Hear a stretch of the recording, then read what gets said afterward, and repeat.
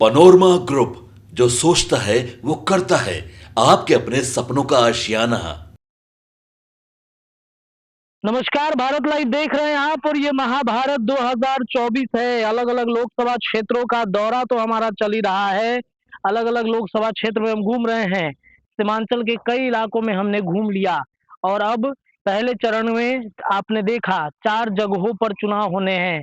औरंगाबाद, जमुई, नवादा, गया, इन 4 जगहों पर चुनाव होगा और वहां के लिए लगभग तैयारियां पूरी हो चुकी हैं। कौन जीत रहा है, कौन हार रहा है, ये भी लगभग जनता अब जान चुकी है। लेकिन तैयारियों के अंतिम दौर में दूसरे चरण की तरफ हम बढ़ेंगे। दूसरे चरण में जिस तरीके से 5 सीटों पर चुनाव होगा, जिसमें भागलपुर, बांका, पूर्णिया, कटिहार और किशनगंज की बातचीत की जाए, ये लगभग सीमांचल के कुछ इलाके और सीमांचल के साथ साथ ये मिथिलांचल का भी कुछ इलाका है। तो क्या परिस्थितियां बन रही हैं दूसरे चरण में? क्या इन 5 सीटों पर एनडीए की जीत होगी या फिर कोई और मौका मार ले जाएगा? चलिए, महाभारत 2024 में बाबा से जुड़ते हैं और आपको यहाँ का समीकरण समझाएंगे एक एक लोकसभा सीट पर। सबसे पहले भागलपुर की बातचीत की जाए तो अजय कुमार मंडल जदयू से और अजीत शर्मा कांग्रेस से हैं। क्या परिस्थिति है बाबा भागलपुर लोकसभा सीट की चर्चा की जाए तो? देखिए रत्नेश, लगातार आप लोग दौरा पर हैं और कई क्षेत्रों का आप लोगों ने विश्लेषण दिया है, कई क्षेत्रों का सर्वे आप लोगों ने दिया है। जी। स्थितियां तो धीरे धीरे करके अब खुलनी शुरू हो गई हैं, स्पष्ट होनी शुरू हो गई है। पहले चरण के चुनाव नामांकन समाप्त होने और चुनाव की प्रक्रिया शुरू होने, मतदान की तिथियां लगभग नजदीक आती जा रही हैं। दूसरे चरण का भी नामांकन लगभग समाप्त हो चुका है। तो जी। ऐसी परिस्थिति में जो चीजें सामने देखने को मिल रही हैं कि पहले चरण में जो कुछ भी हो रहा है वो तो 19 तारीख को क्लियर हो जाएगा। अब उसमें ज्यादा कुछ कहने सुनने लायक रहा नहीं है। जी। लेकिन असल कहानी दूसरे चरण में चल रही है। आपने जिस तरह की भागलपुर की बात की, तो भागलपुर में एक नया प्रयोग करने का कोशिश किया है महागठबंधन और लालू प्रसाद ने। जी। इस नए प्रयोग में एक लंबे समय के बाद यहाँ से एक सवर्ण उम्मीदवार को उतारने की कोशिश की गई, उतारी गई है, कोशिश क्या उतारी गई है। जी, और फाइनल हो उनका चुके हैं वो। जी वो फाइनल हो चुका है। और अब वो जब 26 तारीख को इस सीट पर वोटिंग होगी तो जी। उनका फैसला होगा। जी। अजय कुमार मंडल की आप जब बात कर रहे थे, जो जदयू से है, दूसरी बार इनको मौका मिला है और अमूमन ऐसा होता नहीं है कि भागलपुर में किसी को जी। दूसरा चांस मिले। जी। लेकिन अजय कुमार मंडल को मिला है। इसके पीछे की कहानी हम लगातार बताते रहे हैं कि जिस जी। तरह से अंतिम समय में लालू प्रसाद वाला जो गोली है वो जी। बड़ी तेजी से असर करना शुरू कर दिया। तो उसके हम्म। बाद एनडीए ने भी ये फैसला कर लिया कि अपने पुराने प्रत्याशियों को ही कंटिन्यू करेंगे, क्योंकि कोई भी रिस्क लेना, झमेला खड़ा करना नहीं चाहता था। तो अजय मंडल वर्सेस अजीत शर्मा के लड़ाई में सबसे बड़ी बात यह देखने को मिल रही है ना कि यहाँ पर महागठबंधन के विरोध में कई ऐसे दल हैं जो अपना चुनावी यात्रा शुरू कर चुके हैं और चुनाव में उतर चुके हैं। इसमें बसपा भी एक पार्टी है। जी। इसके अलावा एआईएमआईएम बहुत जगह पर है। तो जी। ये लोग भी कहीं ना कहीं इस चुनाव को प्रभावित कर रहे हैं और तीसरा कोण जरूर बना रहे हैं। तो हम्म। भागलपुर में अजय मंडल और अजीत शर्मा का जो युद्ध है, जी। लड़ाई है, जी। वो एकदम परवान पर है। और ये अभी कहना बड़ा मुश्किल होगा कि कौन कितने पानी में है, कौन जीत और कौन हार रहा है। लेकिन जी। जैसे जैसे चुनाव की तिथि नजदीक आती जाएगी, मतदान की तिथि नजदीक आएगी, वैसे वैसे स्थितियां कुछ स्पष्ट होंगी। जी। देखिए, भागलपुर में बाबा अगर बातचीत की जाए तो जनता के कुछ मुद्दे हैं, जैसे हवाई सेवा शुरू करने की मांग। दूसरे, जी पीएम की घोषणा के बावजूद कहलगांव केंद्रीय विद्यालय नहीं बना है। जी तीसरे में सुपर स्पेशलिटी अस्पताल बनकर तैयार है पर चालू अभी तक नहीं हुआ है। जी चौथे जी नंबर पर शहर में जलापूर्ति के तहत हर गंगा जल पहुंचाने की योजना है हर घर में।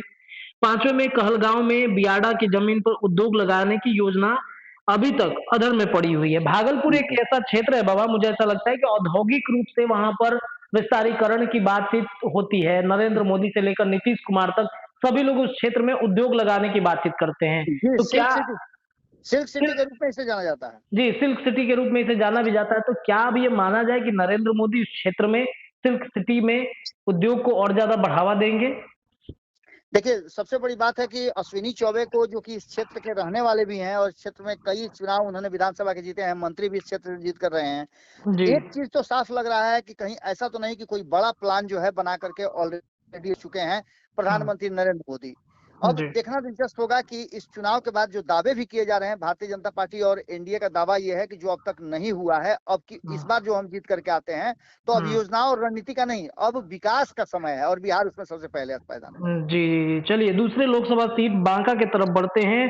तो बांका में इस बार लड़ाई गिरधारी यादव जदयू से और जयप्रकाश नारायण यादव बातचीत करें राजद से है।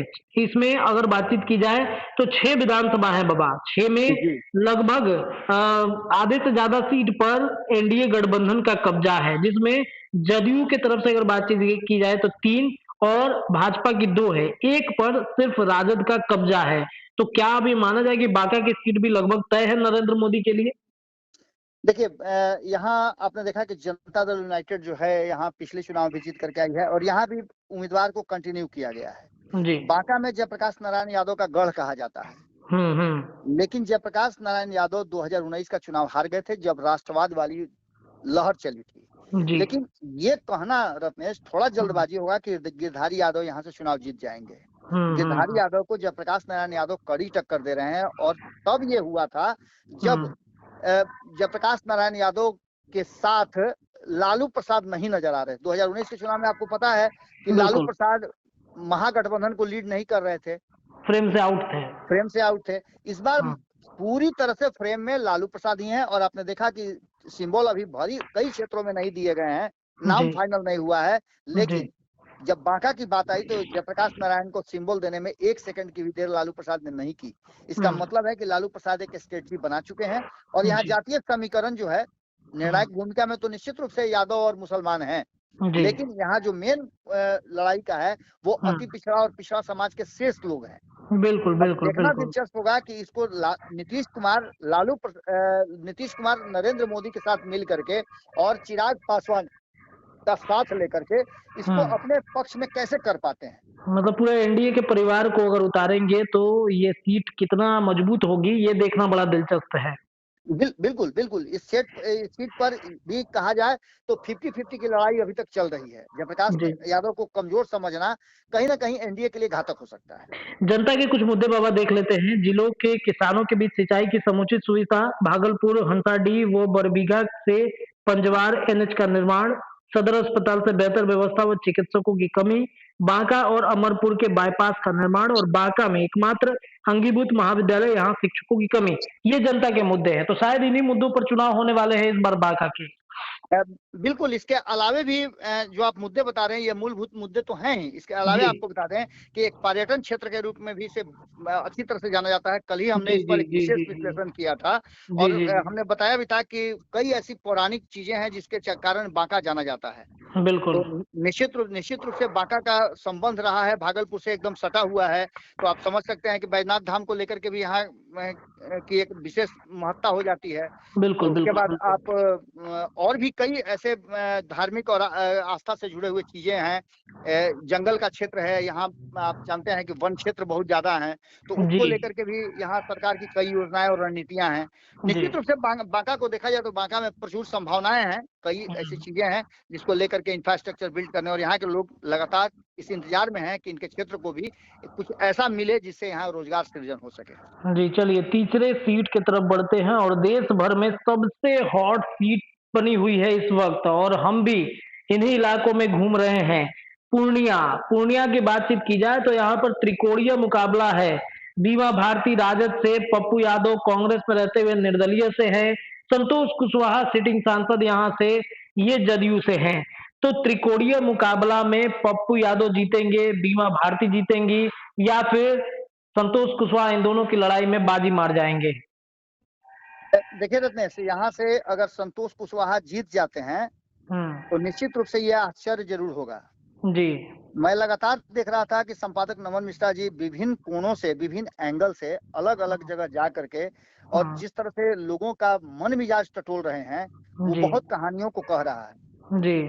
मेन लड़ाई संतोष कुशवाहा से होनी चाहिए थी, लेकिन यहाँ लड़ाई जो है दूसरे कोण पर आ गई है। अब पूरी तरह से भागलपुर के फोकस में पप्पू यादव हैं और पप्पू यादव को बाकी के दोनों लोग टक्कर दे रहे हैं। ये जस्ट रिवर्स हो गया है और जी, खास जी, करके जी। पप्पू यादव का ग्राफ इसलिए और बढ़ गया है कि पप्पू यादव के साथ जो कुछ भी हुआ है वो काफी, कहा जाए तो एक तरह से शॉकिंग है। जी। पप्पू यादव की पूरी पार्टी को विलय कराने के बाद कांग्रेस ने जिस तरह से उनके साथ छल किया, इसको जी, छल ही कह सकते हैं, क्योंकि बिल्कुल। क्या बिहार के नेतृत्व को ये बात पता नहीं था कि दिल्ली में पप्पू यादव अपनी पार्टी का विलय कर रहे हैं। आज जो हुँ, लंबी-लंबी और चौड़ी-चौड़ी बातें कर रहे हैं कि बिहार में आकर के उन्होंने नहीं ज्वाइन किया था, बिहार में सदस्यता नहीं लिया था, फलाने हुँ, ने लिया, चिलाने ने लिया, ये सारी बातें हैं। मैं तो यहाँ तक लोगों को जानता हूँ जो सिंबल दिल्ली से मिलने के बाद जी। पटना स्टेशन पर छीन करके चुनाव लड़ जाते हैं। जी, तो बिल्कुल।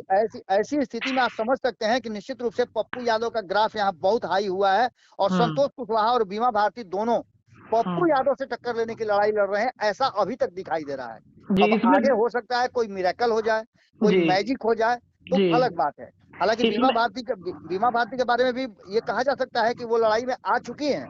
हुँ, संतोष कुशवाहा के उम्मीदवारी पर हमें आश्चर्य जरूर हुआ था, क्योंकि हुँ, जो हमारा अपना आकलन था वो नजर आ रहा था कि जो जदयू के कई उम्मीदवार बदलेंगे, उसमें जी, संतोष कुशवाहा भी हैं।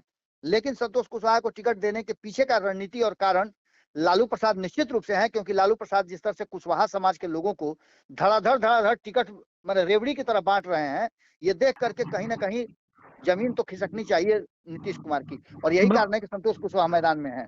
बाबा यहाँ पर अगर बातचीत की जाए विधानसभा की तो यहाँ पर 2 विधानसभा में कांग्रेस का दबदबा है।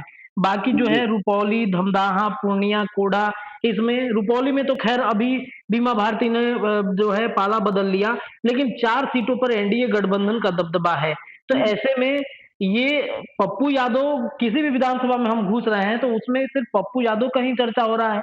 ऐसे में तो ये सीट मुझे लग रहा है कि एनडीए गठबंधन की तरफ नहीं आ पाएगा। मैंने पहले ही बताया रत्नेश कि हाँ, संतोष कुशवाहा को टिकट मिलना हमारे हाँ। लिए आश्चर्य की बात थी, जी, जी, जी। क्योंकि ग्राउंड जीरो से जो हमारी टीम ने सर्वे किया था सीमांचल का, खास करके आप पता है कि सीमांचल हम लोगों को विशेष फोकस कर रहा था इस बार, जी, क्योंकि बिल्कुल। ओवैसी फैक्टर कितना काम करेगा इस पर हाँ, बहुत कुछ टिका हुआ था। और आपको ये भी पता होगा कि ओवैसी ने ऐसे क्षेत्रों में जहां भारतीय जनता पार्टी और एनडीए और दूसरी तरफ इंडिया गठबंधन के उम्मीदवारों के बीच में टक्कर चल रहा है, वहां वो एआईएमआईएम अपनी एंट्री डाल रहा है, लेकिन जी। पूर्णिया ऐसा क्षेत्र है जहां से उन्होंने अपने उम्मीदवार नहीं उतारे हैं। तो ये भी एक बड़ी बात है, ये जी, सारी बिल्कुल। बातें। और दूसरा सबसे महत्वपूर्ण बात कि आप अगर जदयू की बात कर लें, नीतीश कुमार की बात कर लें, तो उनका वोट काटने के लिए बहुजन समाज पार्टी भी रास्ते में खड़ी है। बिल्कुल, बिल्कुल, बिल्कुल। यहाँ पे अगर जनता के मुद्दे हैं तो सबसे ज़्यादा यहाँ पर पूर्णिया एयरपोर्ट की लड़ाई काफ़ी दिन से चल रही है कि पूर्णिया एयरपोर्ट का क्या होगा। दूसरी तरफ लंबी दूरी की ट्रेन यहाँ पर उसकी भी चर्चा है। हाईकोर्ट बेंच की पूर्णिया में स्थापना की माँग है। बेहतर स्वास्थ्य सुविधा यहाँ पर नहीं है। एम्स के निर्माण की भी चर्चाएँ होती हैं। मक्का जो मक्का और मखाना के औद्योगिक यहाँ पे जो क्षेत्र हैं, उन क्षेत्रों में कहीं न कहीं उसको लेकर के भी विस्तारीकरण की भी चर्चा होती है। तो जनता के ये प्रमुख मुद्दे हैं और इन्हीं मुद्दों के साथ शायद पप्पू यादव यहाँ के जनता के दिलों पर राज कर रहे हैं और शायद यहाँ पर हो सकता है कि पप्पू यादव ये सीट निकाल भी लें। रत्नेश, इसमें एक मैं ऐड ऑन करना चाहूंगा, क्योंकि आप लोग तो ग्राउंड जीरो पे हैं। जी, यहाँ जो व्यवसायिक उत्थान हो रहा है और यहाँ जो निजी क्षेत्र के लोग अपना इन्वेस्टमेंट कर रहे हैं, यहाँ रोजगार को बढ़ावा दे रहे हैं, जी। उन लोगों से जब बातचीत हुई, मैं कई एपिसोड आप लोगों का देख रहा था, तो उन लोगों का हुँ, कहना यह है कि हुँ। सरकार का ध्यान नहीं है। पूर्णिया बिहार का सबसे बेहतर शहर हो सकता है, ये बिल्कुल। किसी भी दुनिया के किसी भी अच्छे शहरों, किसी भी डेवलप शहर से तुलना कर सकता है, लेकिन हाँ, सरकार की उदासीनता है और कहीं ना कहीं उन व्यवसायियों को जिस तरह से चाहिए सरकार का सपोर्ट नहीं मिल रहा है। कई हुँ, व्यवसायी वहां अपने व्यवसाय लगा करके पूर्णिया को एक विशेष स्थान देना चाहते हैं, तो निश्चित रूप बिल्कुल। से वहां इंफ्रास्ट्रक्चर बिल्ड करना होगा सरकार को। और ऐसा लगता है कि भारतीय जनता पार्टी और जो केंद्र की सरकार है, जीत हार किसी की भी हो, लेकिन केंद्र सरकार का फोकस जो है पूर्णिया पर है। जी। कटिहार लोकसभा क्षेत्र की तरफ बढ़ते हैं। यहाँ पर पुराने व्यक्ति ही रिपीट हुए हैं दोनों तरफ से। दुलाल चंद गोस्वामी जदयू से हैं, तारिक अनवर कांग्रेस से हैं। विधानसभा की बातचीत की जाए तो 2 सीटों पर कांग्रेस का दबदबा है। वहीं 1 सीट पर माले है। भाजपा कटिहार सदर से जीती हुई है। जदयू बरारी से जीती हुई है। प्राणपुर से भाजपा है। तो क्या लग रहा है? तारिक अनवर या फिर दुलाल चंद गोस्वामी? इसमें इसमें जो विधानसभा का आपने दिया पूरा आंकड़ा ना, जी, वो स्पष्ट बता रहा है 9 उम्मीदवार बच गए हैं मैदान में, जी। और इन 9 उम्मीदवारों में बहुत हुँ। दूर दूर तक कोई भी लड़ाई दिखाई दे रही है सिर्फ 2 ही लोगों में। एक जी। तारिक अनवर है और दूसरा दुलाल चंद गोस्वामी है, वर्तमान सांसद है दुलाल चंद गोस्वामी। और इनको किसी पार्टी और किसी गठबंधन से जोड़कर मत देखिएगा। जी। जो अब तक का ग्राफ रिपोर्ट यहाँ सामने आ रहा है, उस ग्राफ रिपोर्ट में दुलाल चंद गोस्वामी एज अ सांसद, एज अ व्यक्ति वहां के लोगों के पहली पसंद है।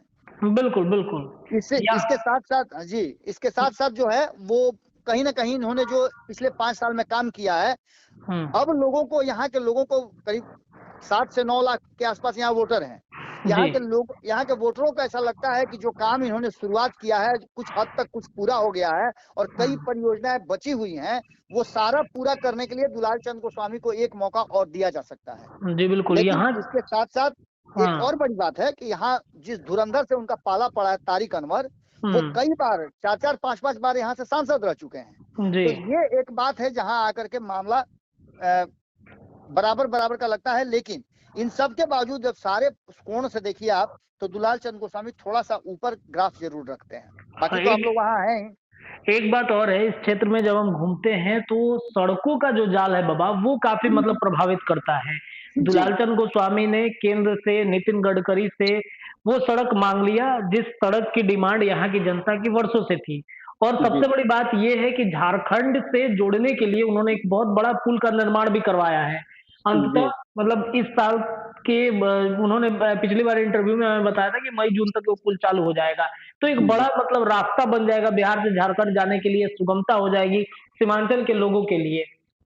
बिल्कुल बिल्कुल, आप जो बातें कह रहे हैं, इस बात को लगातार चर्चा का विषय भी बना हुआ है। और जब जब आप कटिहार की बात करते हैं तो आपको सामने एक चेहरा नजर आता है तारिक अनवर का, जो यहाँ मुस्लिम समाज के बहुलता के बाद भी पिछला चुनाव हार जाते हैं।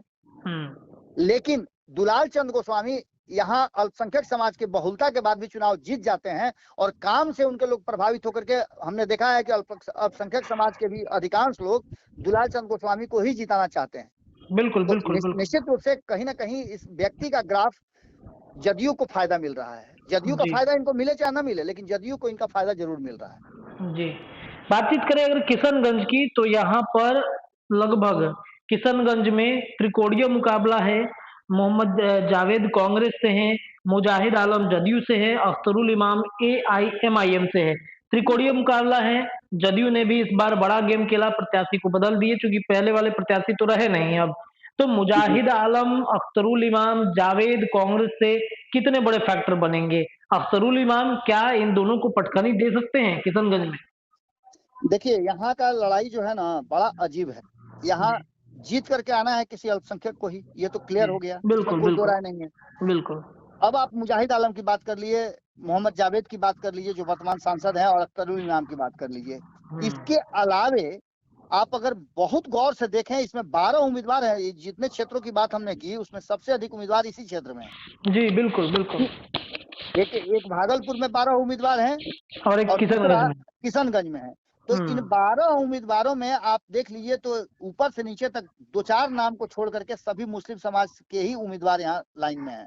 जी, जी, जी। ये साफ बताता है कि यहाँ मुस्लिम आबादी ही है और वही यहाँ निर्णायक भूमिका में है। मोहम्मद जावेद, जदयू और एआईएमआईएम, पिछली लड़ाई भी इन लोगों के बीच में हुई थी, जिसमें एआईएमआईएम ने इस लड़ाई को बड़ा दिलचस्प बना दिया था। अंतिम समय तक पता नहीं चल पा रहा था कि कौन जीतेगा कौन हारेगा।